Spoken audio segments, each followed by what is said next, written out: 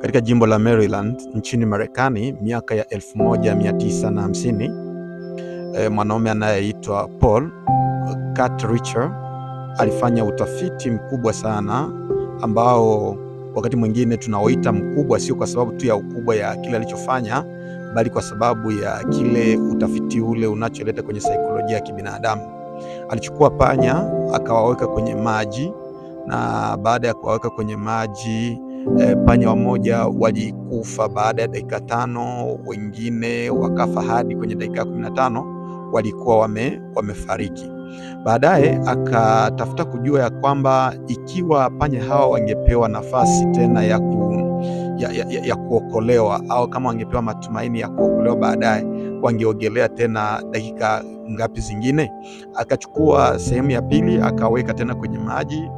Alipowaona wanaanza kufika zile dakika 5 hadi 15 wanaanza kuzama na kupoteza matumaini kabisa, wanataka kufa, aliwachukua na kuwaokoa tena kuwatoa tena kwenye maji, akawapangusa, akawaweka kando, wakapata kajoto kidogo, wakakauka kidogo, halafu baadaye tena akawarudisha. Matukio ni ya kushangaza sana, kwa sababu wale waliokufa kwenye dakika 5 hadi 15 wakawa wamepoteza maisha. Hasa hapa wale waliopewa sababu ya kuokolewa na kuendelea kuogelea kwenye maji waliendelea mpaka kwenye masaa 60. Si kwamba wote walifika masaa 60, hapana. Wamoja wake walifika chini ya dakika ya masaa 60, lakini wengi wake wakafikia zile masaa 60. Kwa hiyo sasa unaweza ukagundua pamoja na mimi ya kwamba panya wale waliofika masaa 60 ni kwa sababu walipewa sababu zote za kuishi, sababu zote za kuwa na matumaini. Waliendelea kutumainia ya kwamba baadaye wataokolewa. Sasa unapopoteza matumaini, kuna mambo yanayotokea. Kuna mambo matatu makuu yanayotokea unapokuwa umepoteza matumaini.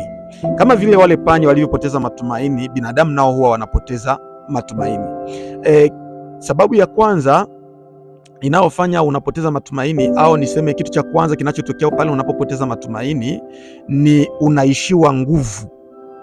Yaani mwili wako unapoteza nguvu, unapoteza motisha wa kuishi, kwa sababu unapokuwa umepoteza matumaini, hata nguvu zinaisha. Unaona kwamba huna tena hamu ya kutenda chochote, maisha ndo yameharibika kabisa, mwili na unanyongonyea, mpaka na mwili unagonjwa. Wakati mwingine watu wanapata pressure kwa sababu ya kupoteza matumaini, wengine wanalia kwa sababu ya kupoteza matumaini, nguvu zinakuisha.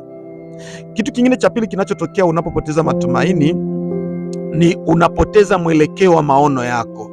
Yaani haujali tena maono yako ambayo ulikuwa unayapenda pale kabla. Hapa sasa unakuwa umeanza kuishi pasipo kufuata tena maono yako. Unaanza kuishi ili mradi tu maisha yaende. Yaani haujali tena kwamba unafuatilia malengo gani, malengo unayaacha. Watu mwingine wanasema ndo wale unaowakuta wanasema mimi natumika ili mradi tu nipate ugali wa siku, ili mradi nipate tu mkate wa watoto wangu. Ujue wale wameshapoteza matumaini, kwa sababu hata kufuatilia tena malengo hutafuatilia, hata tena kufuatilia ndoto zako kuu za maisha huwezi tena kufuatilia.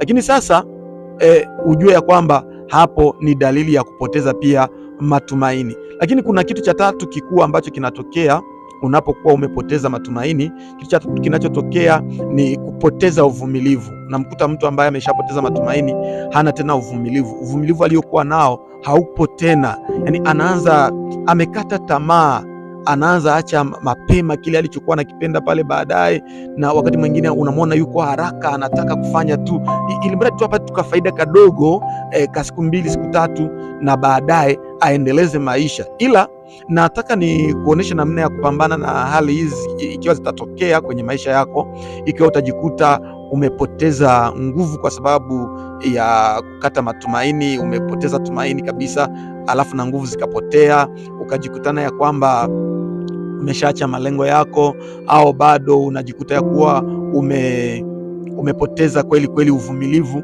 hauna tena uvumilivu. Nataka nikupatie njia za kupambana na hali ile.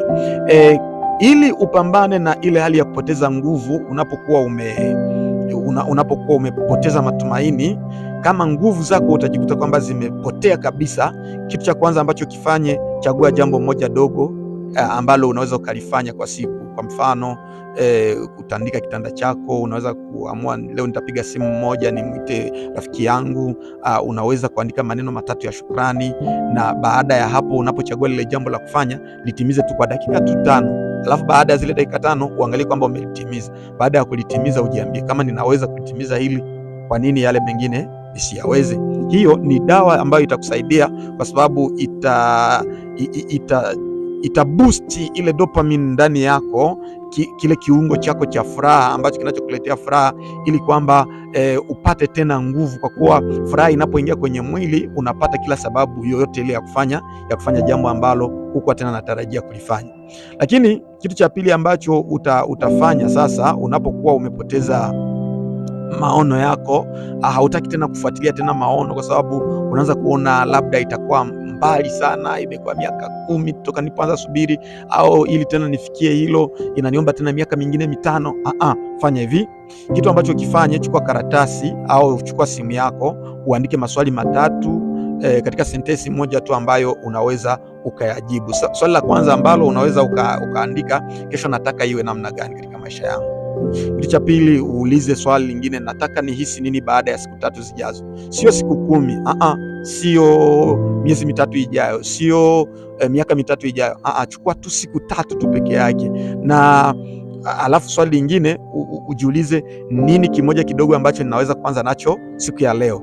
Hiyo ndiyo vision yako ya karibu ambayo inaweza kukusaidia, ili usione kana kwamba ni kwenda mbali, kwa kuwa malengo yako, vision yako ulio nayo, kadiri haujaweza kuiweka katika malengo madogo madogo ambayo yanaweza kutimizika, unaweza ukakata tamaa na kupoteza matumaini. Usijipatie siku 100 au miezi 4. Fanya kwa muda mfupi tu, ukajipatia malengo ya muda mfupi ambayo unaweza ukayafikia pasipo kusumbuka sana.